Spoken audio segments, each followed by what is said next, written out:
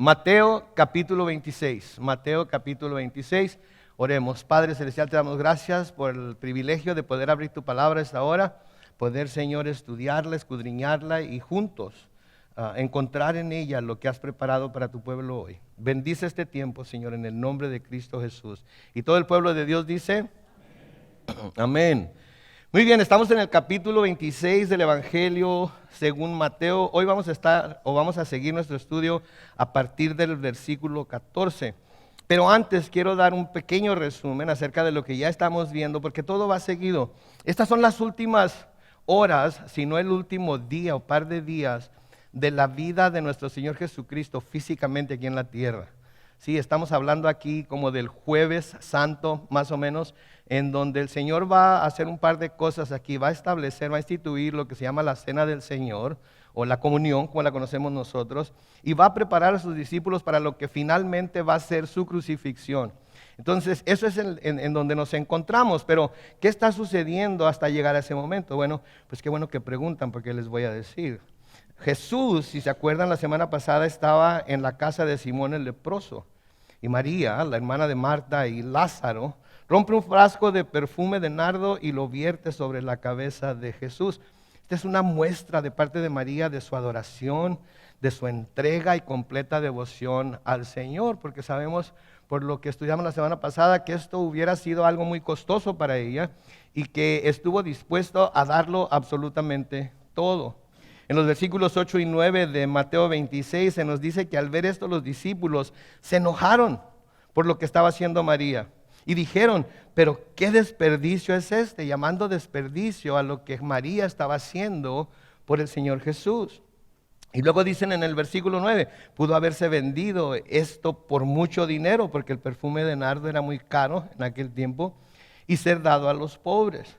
Juan amplifica un poco más lo que está pasando aquí, porque en Juan capítulo 12, los versículos 4 a 6, dice ahí, y dijo Judas Iscariote, hijo de Simón, que era uno de sus discípulos de Jesús obviamente, y el que más tarde lo entregaría. Noten, entonces este es Judas, ve lo que está haciendo María, y se nos señala aquí que este iba a ser el que lo iba a entregar. Versículo 5, ¿por qué no se vendió este perfume por 300 días de sueldo y ese dinero se le dio a los pobres?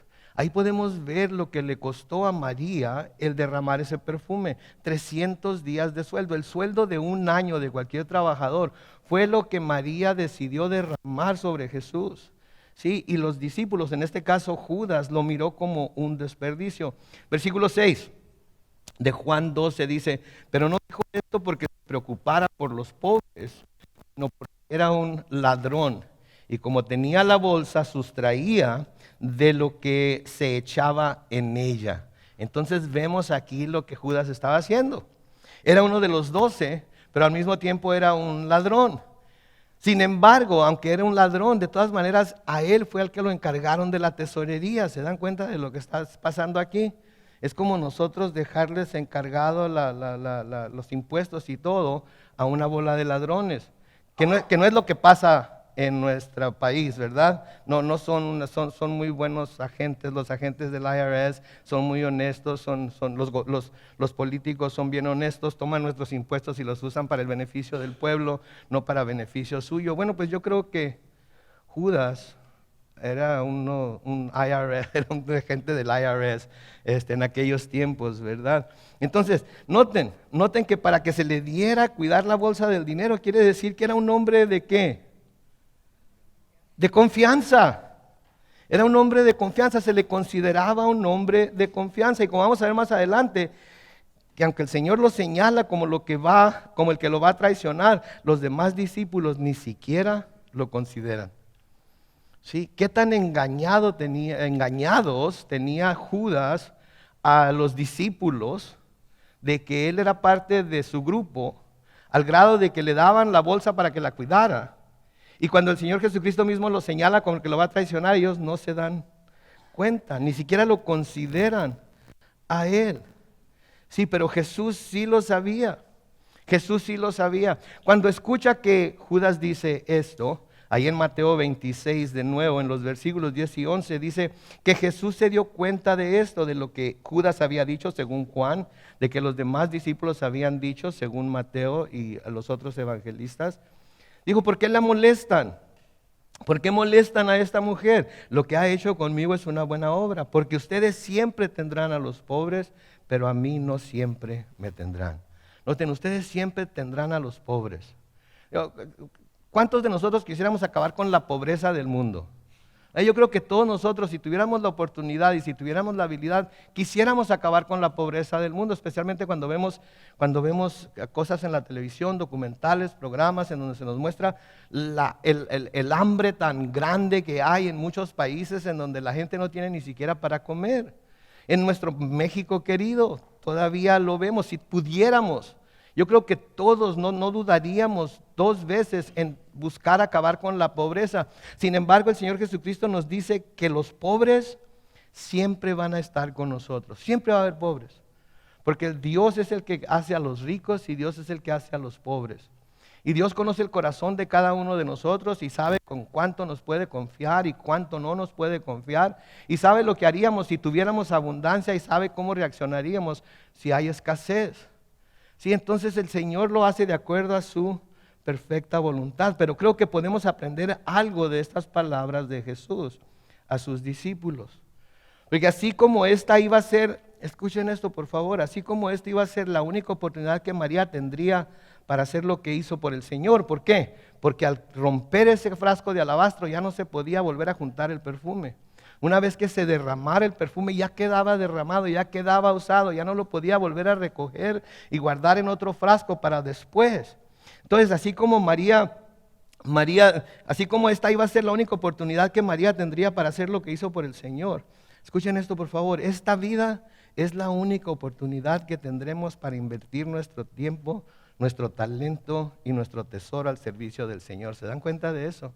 Esta vida, este tiempo que tenemos ahorita es el único tiempo en el que vamos a poder invertir nuestro tiempo, nuestro talento y nuestro tesoro para servir al Señor. Una vez que nos vayamos de aquí, ya sea por medio de la muerte, por medio del arrebatamiento, en el cielo ya no vamos a poder hacer eso.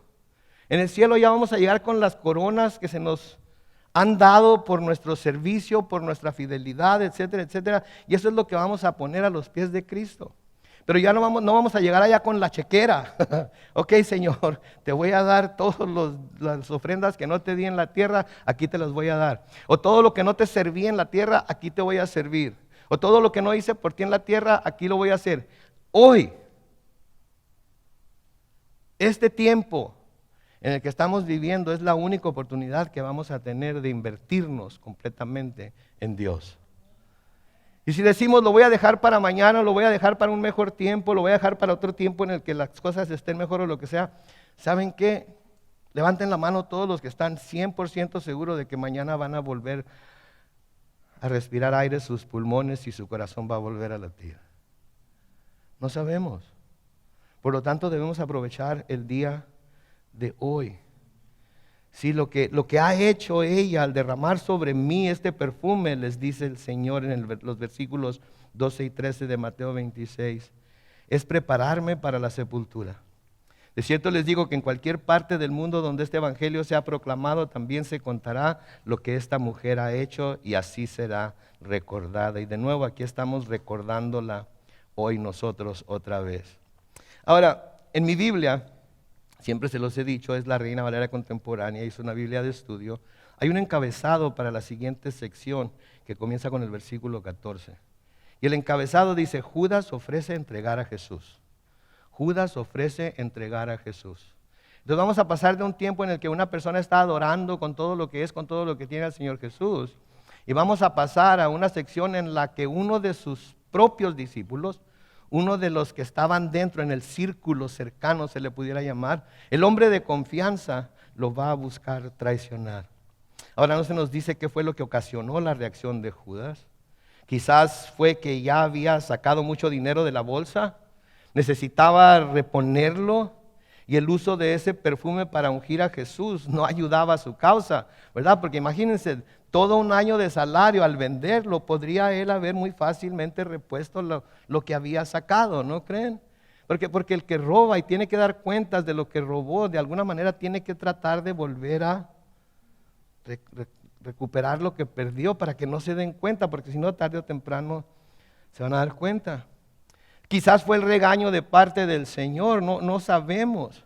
Quizás fue como algunos comentaristas dicen, que Judas estaba esperando que el Señor estableciera su reino aquí en la tierra en este tiempo, y cuando vio que el Señor no se estaba moviendo lo suficientemente rápido para hacerlo, decidió de alguna manera tratar de influenciarlo a que lo hiciera, y pensó que quizás al verse perseguido, arrestado, acusado de todas las cosas que le iban a acusar, el Señor Jesucristo va a decir, pues ¿saben qué? Últimamente yo no tengo por qué estar soportando todo esto, así es que voy a establecer mi reino aquí y ahorita.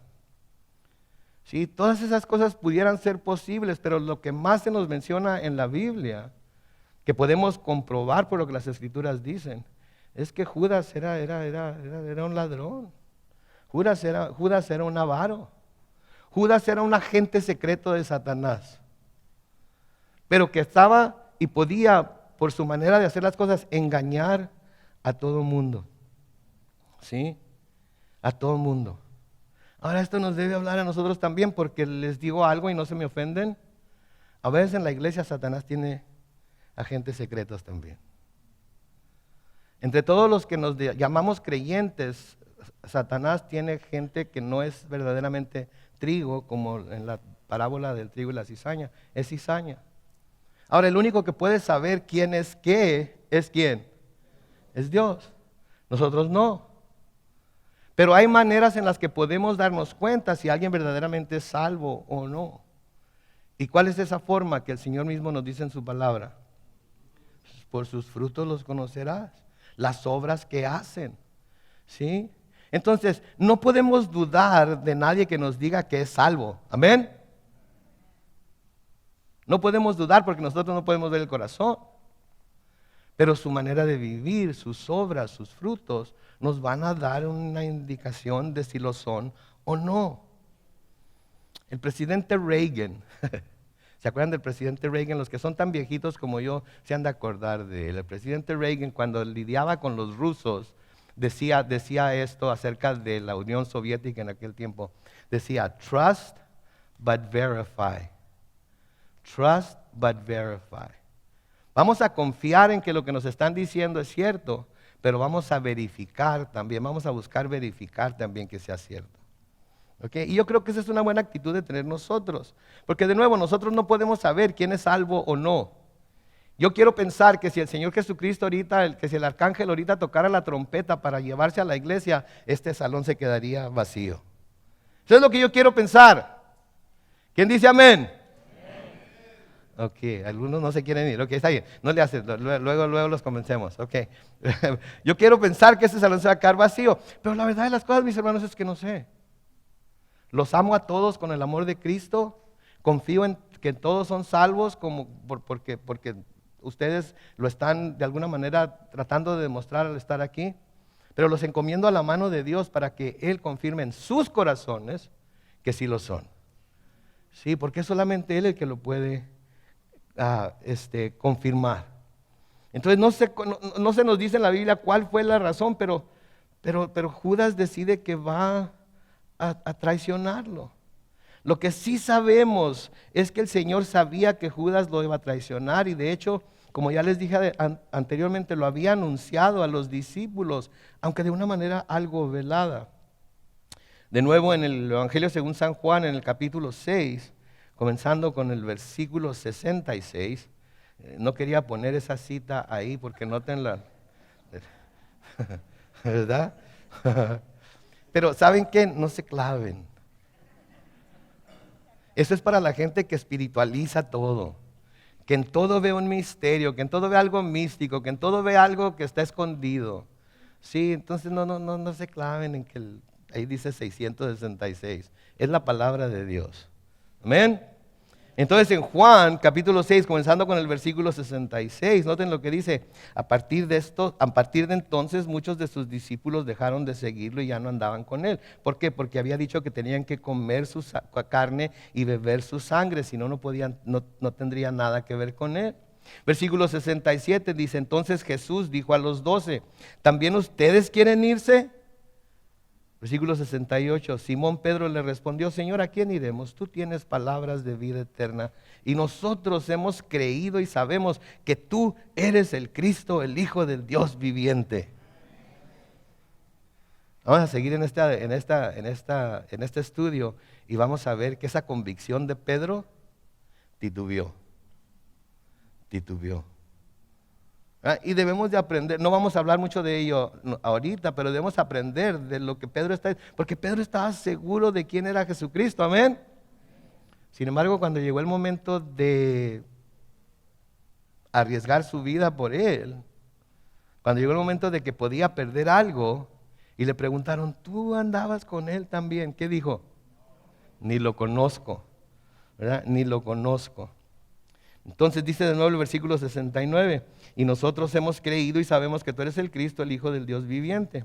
Jesús le respondió, ¿y acaso no los he escogido yo a ustedes 12? ¿Y uno de ustedes es el diablo?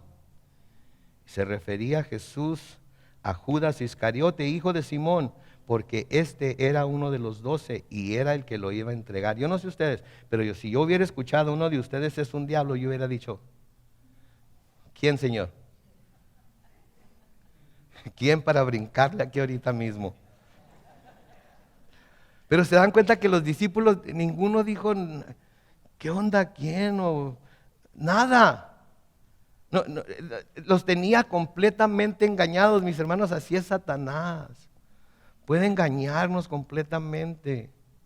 Sí, puede engañar, si es posible, hasta los elegidos, nos dice el Señor. Pero así tiene engañado al mundo.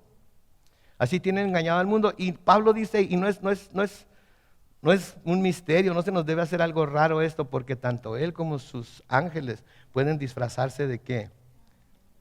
De ministros de luz. Sí, entonces, ¿por qué creen que el mundo está como está? Para nosotros es tan obvio, ¿no es cierto? Para nosotros es tan obvio, pero para el mundo no lo es. Y aún nosotros como creyentes, si no tenemos cuidado, van a venir cosas a nuestras vidas y se nos van a presentar cosas que vamos poco a poquito ir dejando entrar en nuestras vidas por nuestros ojos, por nuestros oídos, ¿sí? En nuestro corazón. Y nuestro corazón se pudiera endurecer porque pensamos que todo eso está bien. Así también los discípulos no podían ver. Versículo 14 de Mateo 26 dice, entonces Judas Iscariote, que era uno de los 12, fue a ver a los principales sacerdotes. Y les dijo, ¿cuánto me darían si yo les entrego a Jesús? Y ellos le asignaron 30 piezas de plata. Entonces, ¿qué fue? Judas quería que el Señor se revelara como el Hijo de Dios, el Mesías, estableciera su reino. Ya fue que se enojó porque se malgastó este año de salario en derramar el perfume sobre Jesús. O fue que quería en realidad todo para él y quería reponer el dinero que él se había estado. No sabemos. La cosa es que era un diablo. Y de nuevo aquí tengo que tener cuidado porque no quiero espiritualizarlo mucho. Pero era un diablo por el corazón que tenía, no porque era un diablo, ¿sí? Disfrazado de ser humano. Satanás no tiene la habilidad para hacer algo así, pero era un diablo por el corazón que tenía de maldad, ¿sí? Y podía tener engañado a todo el mundo. Ahora noten que se le dio un precio, se le asignó un precio al Señor Jesús de 30 piezas de plata. 30 piezas de plata. Ahora quiero que vean el contraste aquí. María, ¿cuánto derramó sobre Jesús? 300 días de salario. 300 días de salario que equivalía a 300 denari o denarios. ¿Cuánto aceptó Judas por el Señor Jesucristo? 30 piezas de plata. Ahí se ve la diferencia entre alguien que valora verdaderamente a Jesús y alguien que, ándele pues, ¿verdad? No es lo que iba a sacar, pero cuando menos le saco algo. ¿Sí? Y vemos aquí la diferencia entre un tipo de persona y otro tipo de persona en la que los dos se consideran seguidores de Jesús. Uno dispuesto a dar todo lo que tenía. Y otro, con 30 monedas de plata me conformo. Curiosamente, 30 piezas de plata era lo que se tenía que pagar por un esclavo. ¿Sí? 30 piezas de plata era lo que se tenía que pagar por un esclavo. En Éxodo se nos dice que si un hombre tiene un buey y ese buey corna o cuerna, como se diga, a un esclavo de otra persona, ¿sí? La persona que perdió el esclavo se le tenía que pagar 30 piezas de plata. Así es que Judas le puso a nuestro Señor Jesucristo el precio de ¿qué? De un esclavo. De un esclavo. Y vemos la diferencia ahí en la devoción de dos seguidores a Cristo por medio de lo que están dispuestos a hacer por Él. Por medio de lo que están dispuestos a hacer por Él. Y nos dice en el versículo 16, después, desde entonces Judas buscaba el mejor momento de entregar a Jesús. Buscaba el mejor momento. Y al decir buscaba el mejor momento, está hablando acerca de un momento en el cual él no estaría arriesgando nada y estaría dándolo todo. Porque como vamos a ver, eso fue lo que sucedió. Ahora, aquí hay otra división en mi Biblia, y la siguiente división se titula en mi Biblia, Institución de la Cena del Señor. Aquí es en donde el Señor instituye lo que conocemos como su cena, como la última cena, como la comunión. Y creo que tenemos algo muy especial que aprender aquí acerca de la comunión.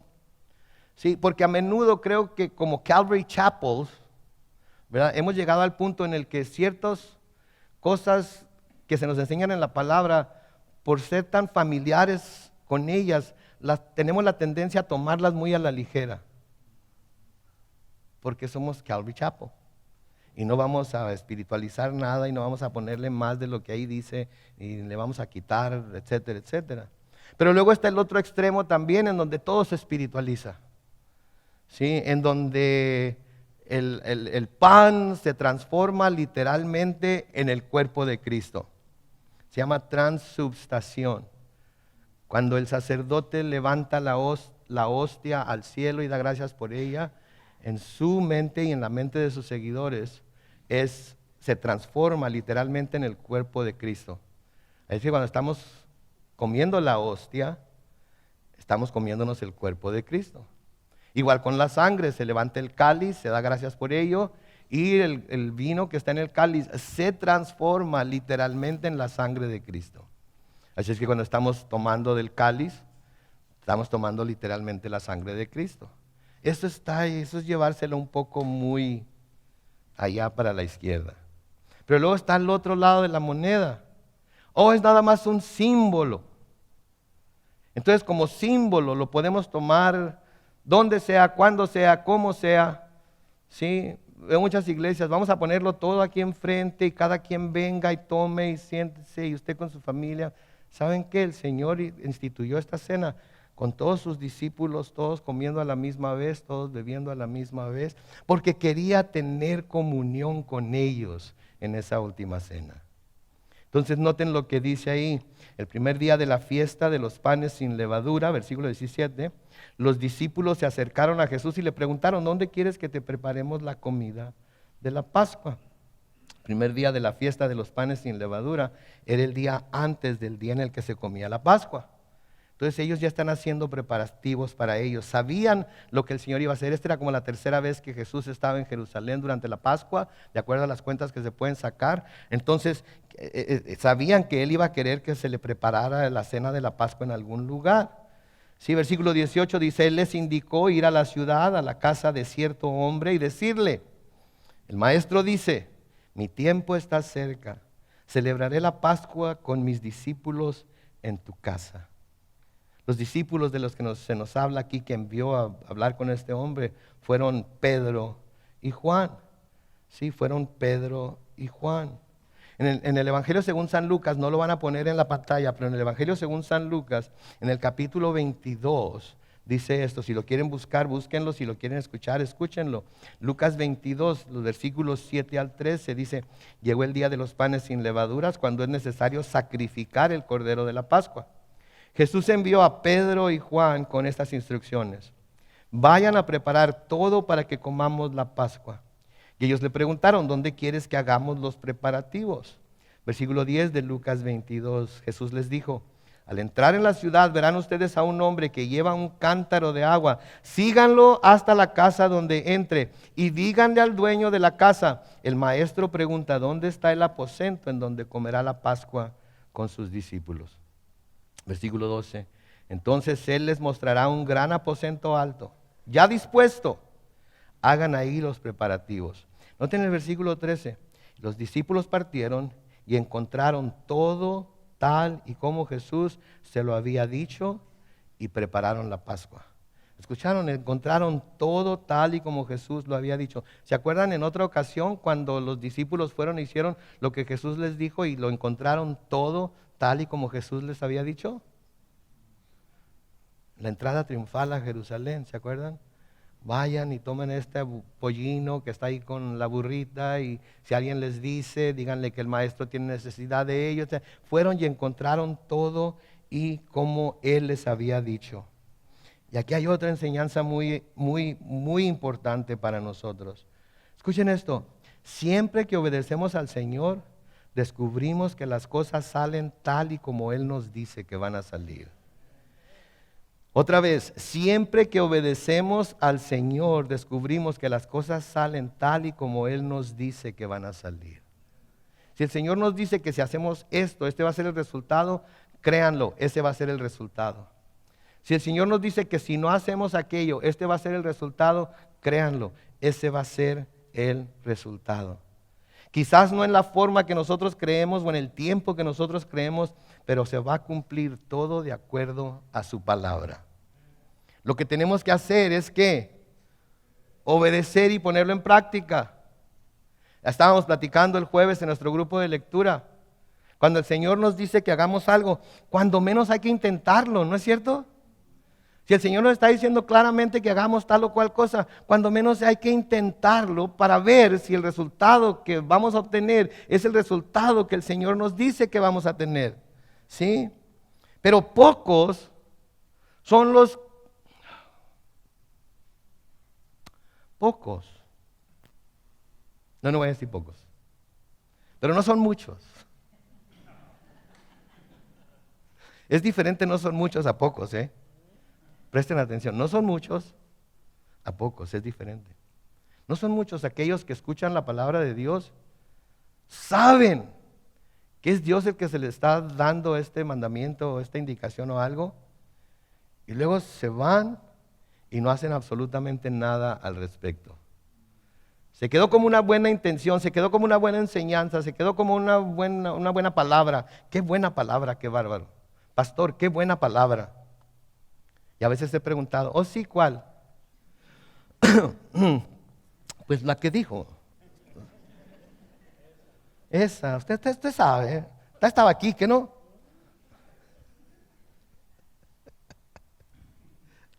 Estamos platicando de cómo algunos de nosotros necesitamos bajar de peso, mis hermanos. ¿Ok? En serio. Algunos de ustedes, algunos de nosotros necesitamos bajar de peso, ¿ok? Y siempre andamos buscando maneras de bajar de peso, ¿verdad? Dietas, ejercicios, etcétera, etcétera, etcétera. Y alguien nos dice, me acaban de dar una dieta, pero sí, qué bárbaro. Ya la comencé y ya llevo 10 libras bajadas. Chihuahua, yo no te había notado nada, pero ok, si tú dices. A ver, dámela. Y la apuntamos, ¿no es cierto? Y ya vemos todos los ingredientes y todo. Y muchos, más de una vez, sean honestos con ustedes mismos y Dios los conoce. Muchos inmediatamente nos ponemos empezamos a hacer esa dieta. ¿Por qué? ¿Por qué? Nada más necesitamos que se nos diga una sola vez. Nada más necesitamos que se nos den los ingredientes. ¿Sí? Y de volada buscamos la manera de poner esa dieta por obra en nuestra vida, porque queremos los resultados que se supone que la otra persona está teniendo, ¿verdad? Y luego no funciona esa y nos dan otra. Y ahí vamos con esa. Y luego dicen de otra y ahí vamos con esa. Hasta que finalmente alguien nos da la dieta del DDC, ¿verdad? ¿No saben cuál es la dieta del DDC? Dejen de comer.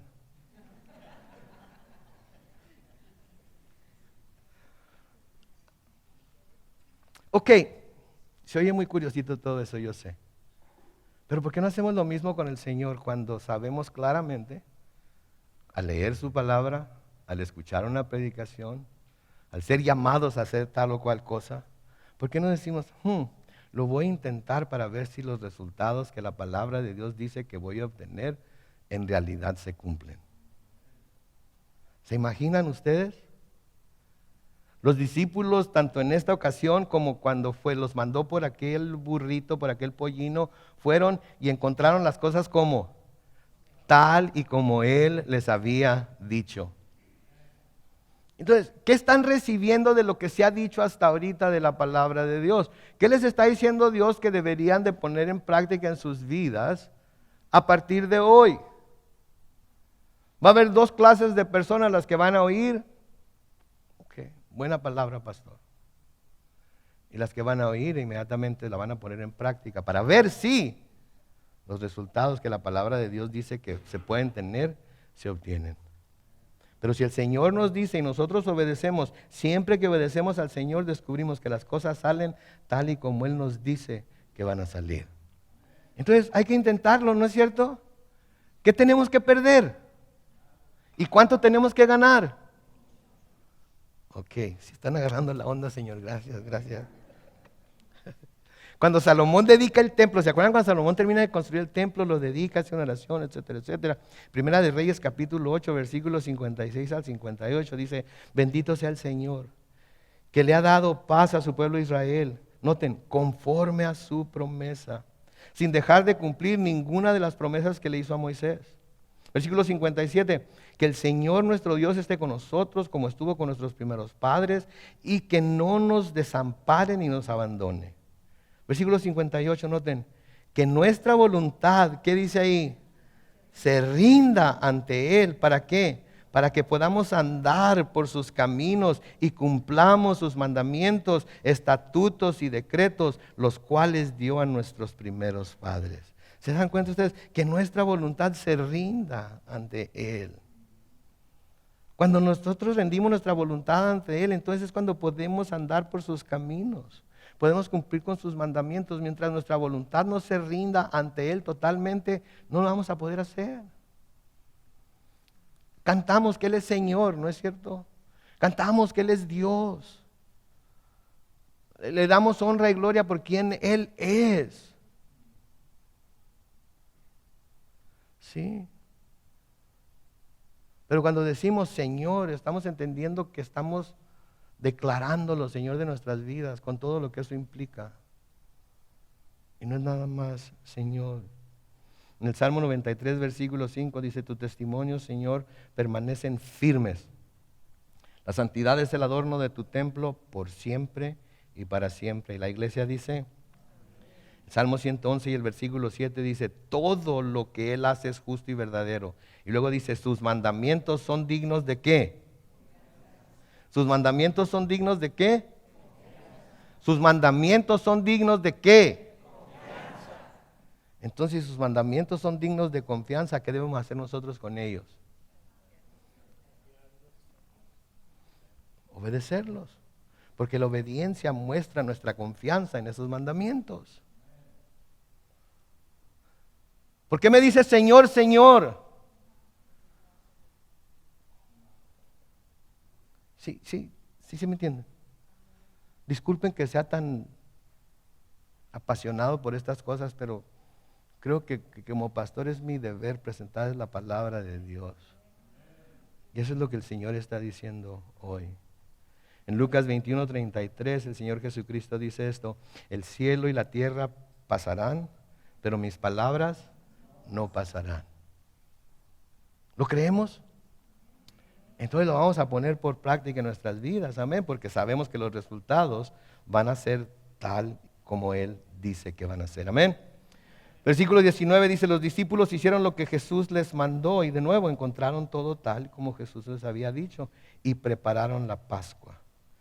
De nuevo en Lucas 22 ahora, Lucas 22, los versículos 14 al 16, noten que dice ahí, cuando llegó la hora, Jesús se sentó a la mesa y los apóstoles se sentaron con Él. Entonces les dijo, ¿cómo he deseado comer con ustedes esta Pascua antes de que padezca? Porque yo les digo que no volveré a comerla hasta su cumplimiento. ¿En dónde? Piensen en eso porque eso va a tener algo que ver con lo que vamos a ver aquí enseguida. Entonces eso es lo que Lucas nos dice de este evento, de esto que está pasando aquí. Mateo nos sigue diciendo en Mateo 26, ahora en el versículo 20, cuando llegó la noche Jesús se sentó a la mesa con los 12 y mientras comía dijo, de cierto les digo que uno de ustedes me va a traicionar. Lo vuelve a decir, de cierto les digo que uno de ustedes me va a traicionar. Ya en Mateo 16, 21, Mateo 17, 12, Mateo 20, 18 y 19, Jesús les había dicho que iba a morir a manos de los principales sacerdotes y de los judíos en Jerusalén, pero no les había dicho todavía que uno de ellos lo iba a traicionar. Les había hablado de todo lo que iba a pasar, pero no les había dicho que uno de ellos los iba a traicionar. A usted se puede imaginar la reacción, ¿verdad? Digo, imagínense que ustedes han andado con Jesucristo. Imagínense que de repente Jesucristo se parara aquí en medio de nosotros, que no lo va a hacer, pero vamos a imaginarnos para poder ilustrar esto, que se para aquí en medio de nosotros. Y dice, Calvary Chapel, San Diego en español, ahí la llevan. Tan bárbaros ustedes. La oración antes del servicio, la adoración, la palabra, etcétera, están bárbaros. Y luego dice, pero entre ustedes hay uno que me va a traicionar. Échense ese trompo a la uña. Piensen en ello. ¿Cómo reaccionaríamos? ¿Cómo reaccionar? Yo creo que la mayoría de nosotros, no sé, pero yo creo que la mayoría de nosotros diríamos, yo no. ¿Sí?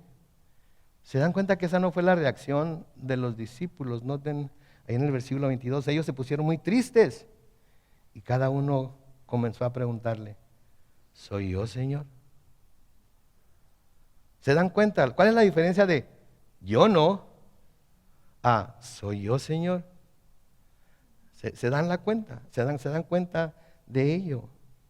Se me hace extraño aquí que ninguno de ellos afirmó que no sería Él. Ninguno dijo, yo no soy. Ya ustedes bola de...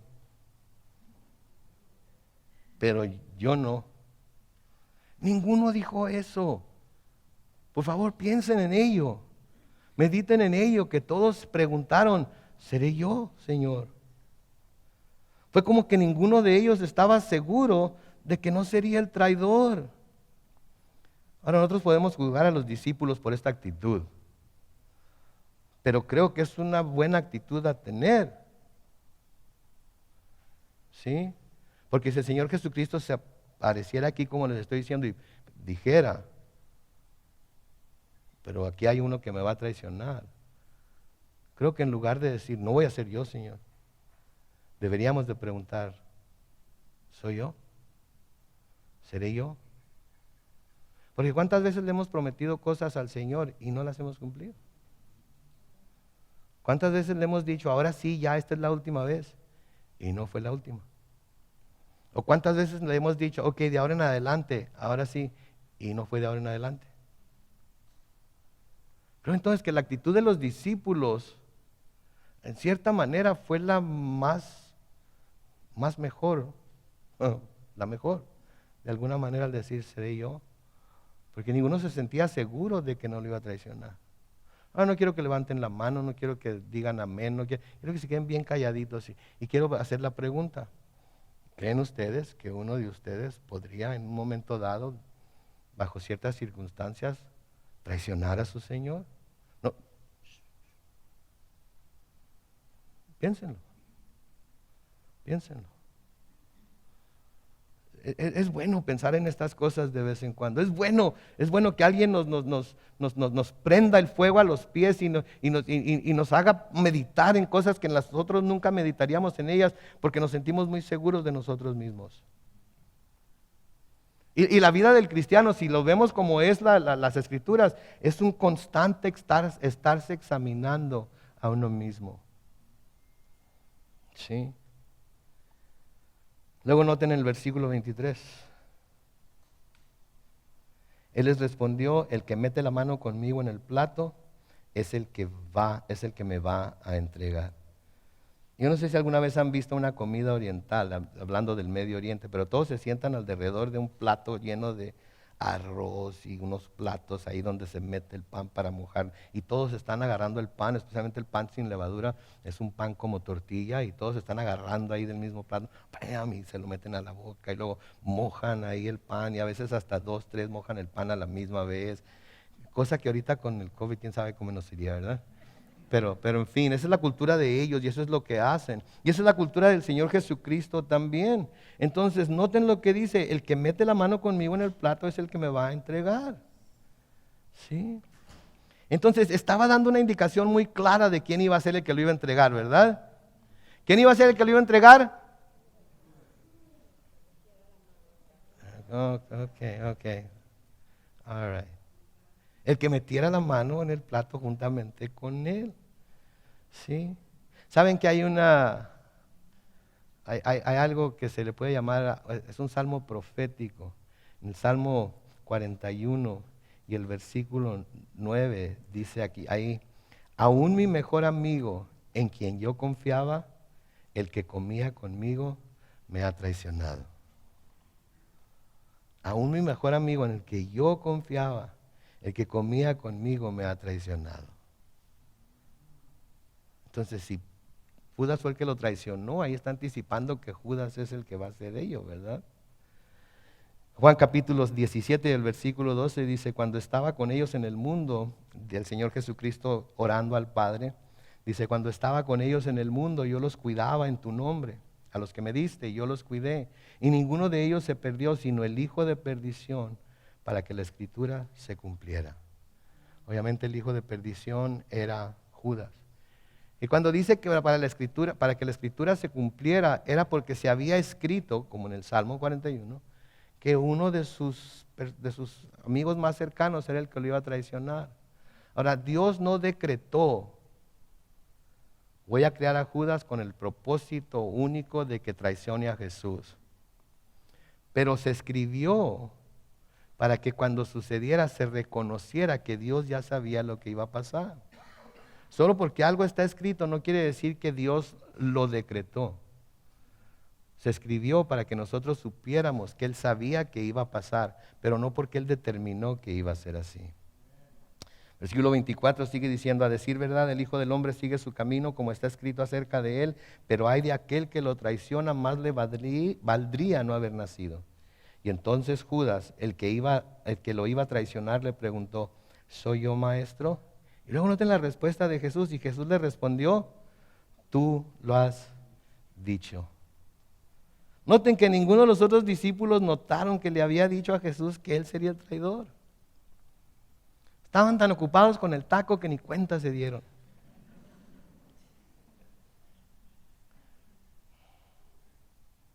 Me hacen sentirme mal cuando se ríen. No le estoy tratando de decir como, I'm sorry. Pero están tan ocupados con comer y con la Pascua y con todo lo que estaba pasando, que ni cuenta se dieron de lo que tú lo has dicho. Tú lo has dicho.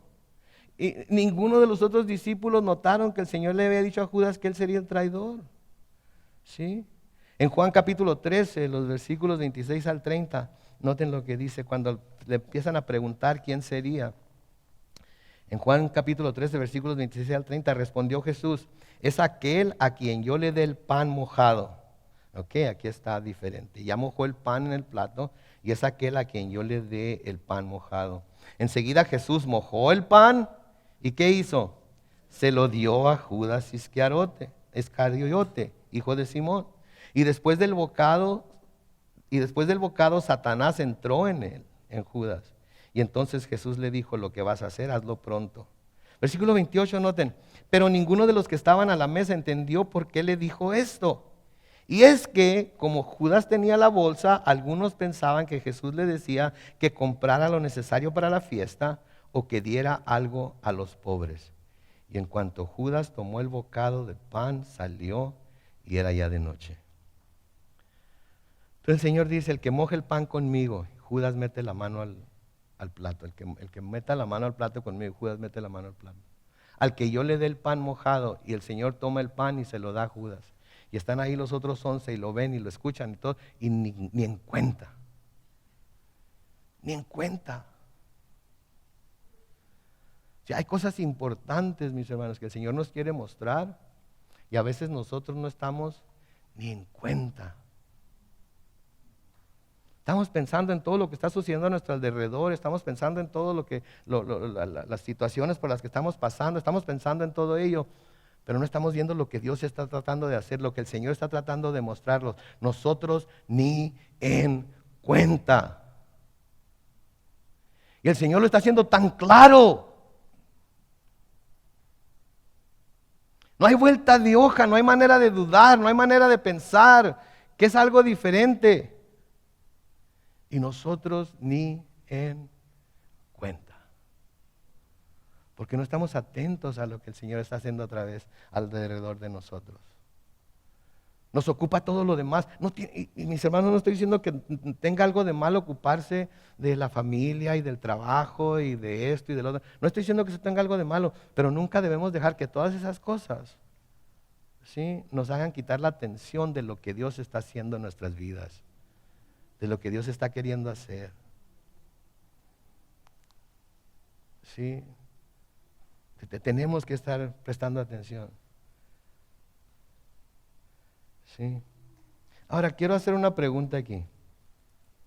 ¿Qué hubiera pasado si Judas, que sabía ya lo que iba a hacer, hubiera caído a los pies del Señor Jesús para pedirle misericordia y perdón?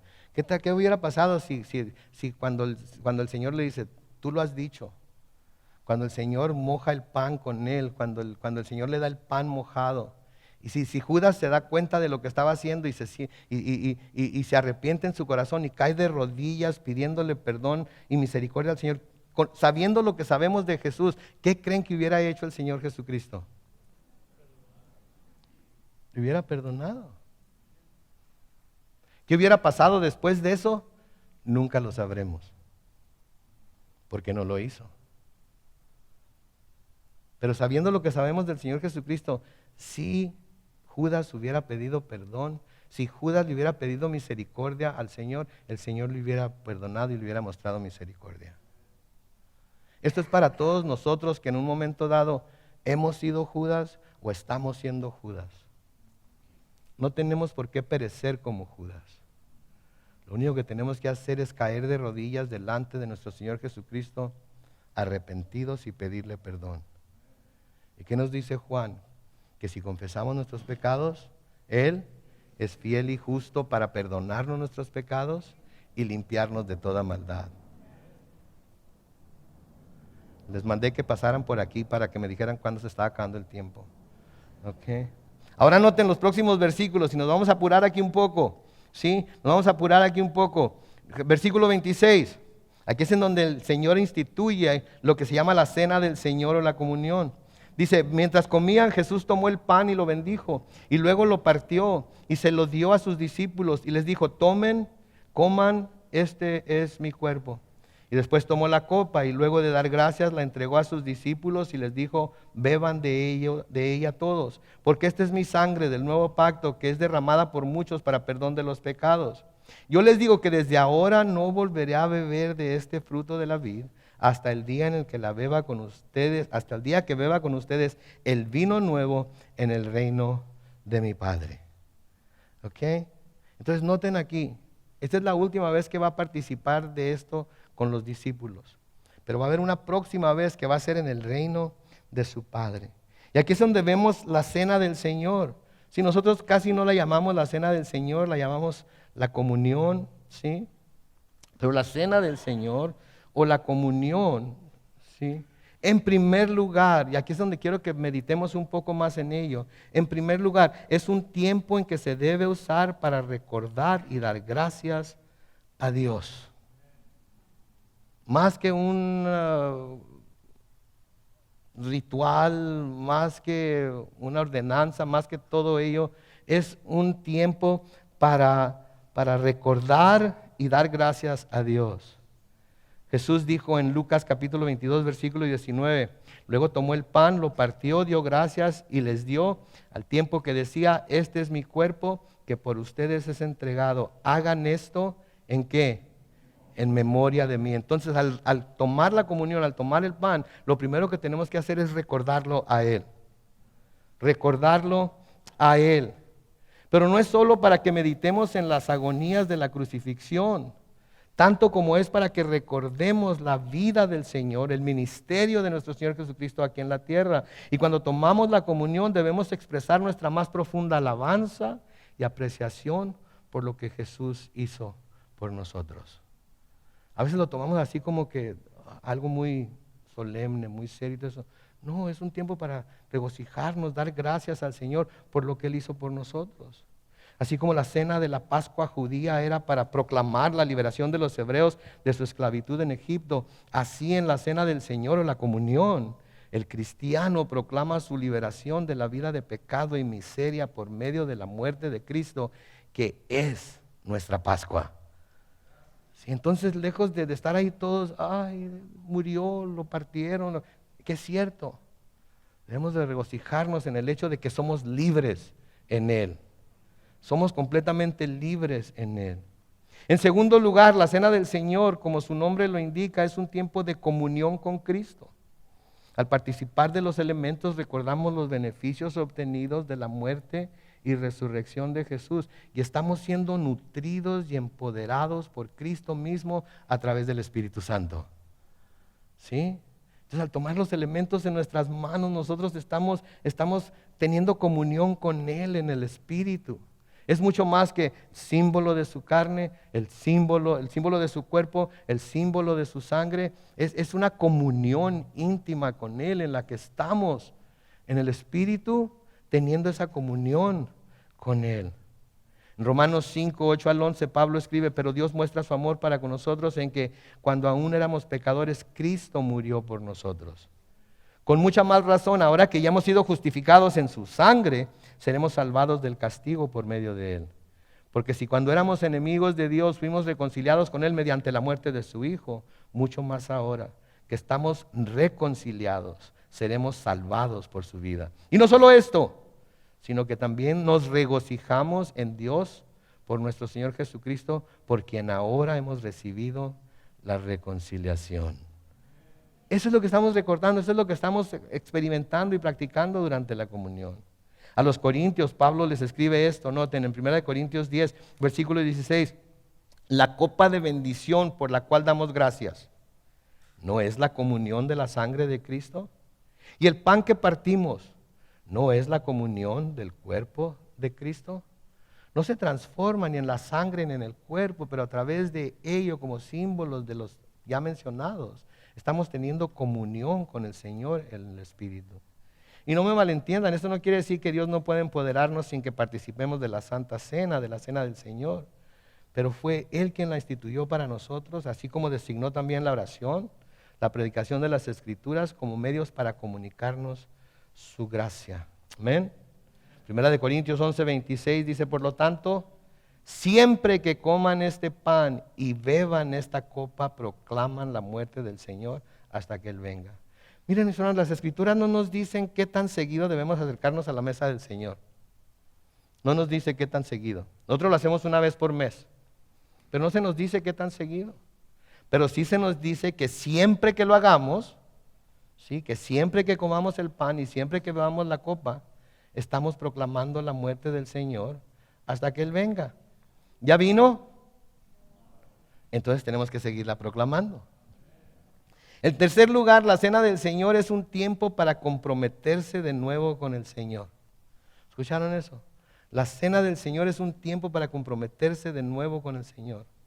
Por eso Pablo hace un llamado a los cristianos de Corinto a examinarse a sí mismos antes de participar de los elementos para poder acercarnos a la mesa del Señor dignamente.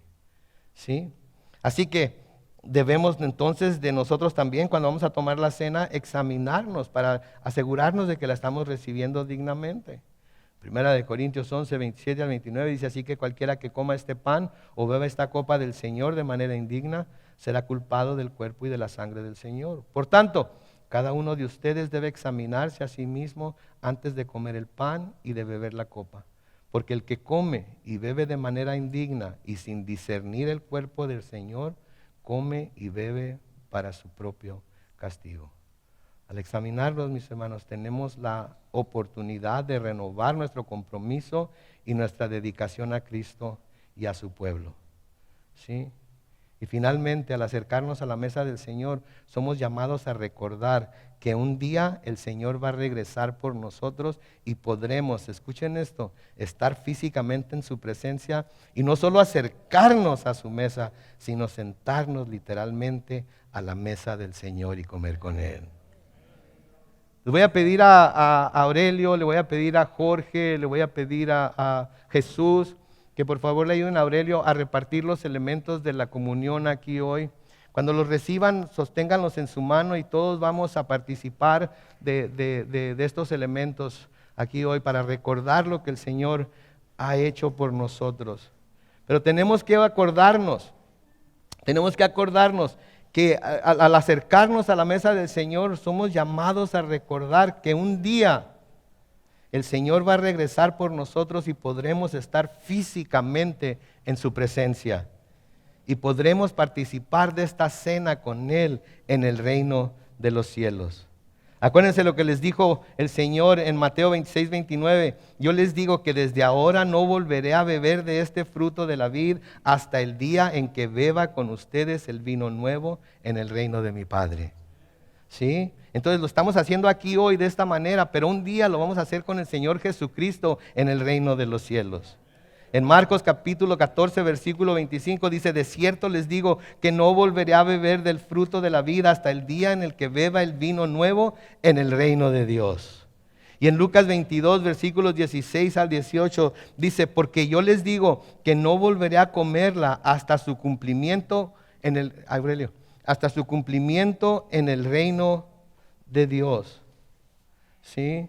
Y Jesús tomó la copa, dio gracias y dijo: tomen esto y repártanlo entre ustedes, porque yo les digo que no volveré a beber del fruto de la vid hasta que venga el reino de Dios.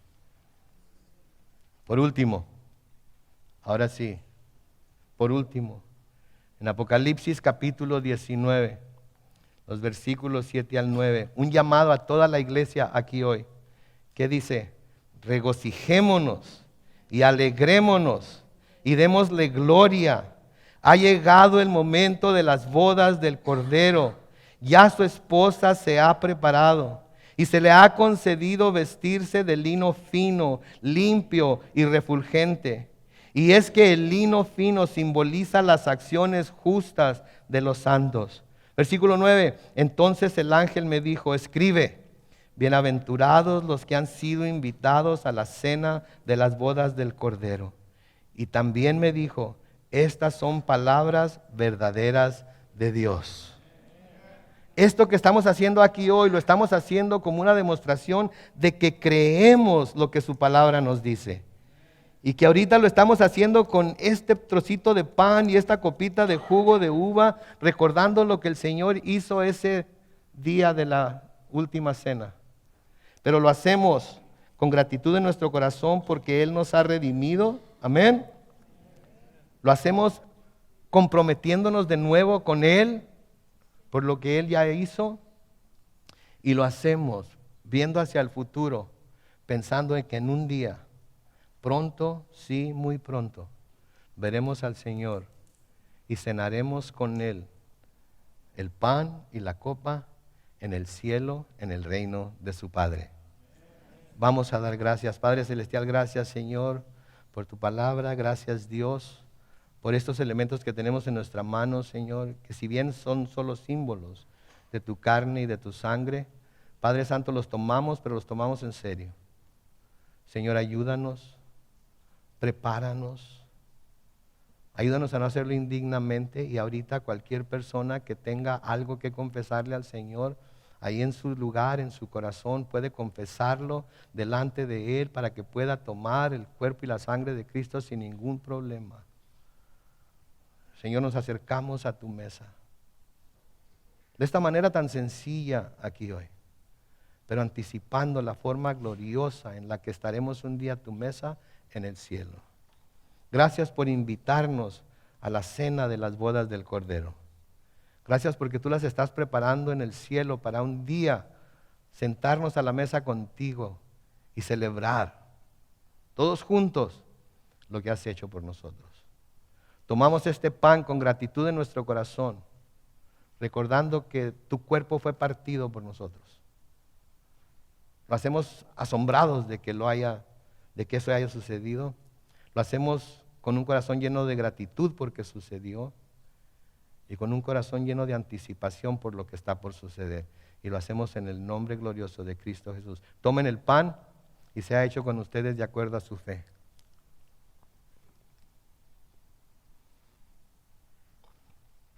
De igual manera, Señor, al ver esta copa de jugo, nos recuerda, Señor, tu sangre preciosa que fue derramada por nosotros en la cruz.